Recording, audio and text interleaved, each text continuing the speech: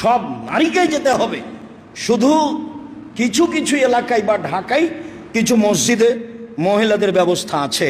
আমরা চাঁপাইনবাবগঞ্জে বড় বড় আলেমের অবস্থা দেখেছি, মহিলাদের মাঠের ব্যবস্থা নেই। মহিলাদের ইমামতিতে তারা মসজিদে ঈদের সালাত আদায় করে নেয়। মহিলাদের ইমামতিতে ঈদের সালাত হবে না, মহিলাদের ইমামতিতে জুমার সালাত হবে না, মহিলাদের ইমামতিতে ঈদের সালাত হবে না, মহিলাদের ইমামতিতে জুমার সালাত হবে না।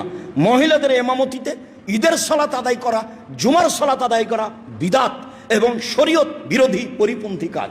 তাদেরকে ঈদের মাঠেই যেতে হবে, যেতেই হবে। মাঠে জায়গা না থাকলে মানুষের জমিতে দাঁড়াবে, রাস্তায় দাঁড়াবে, যেতেই হবে, যেতে বাধ্য।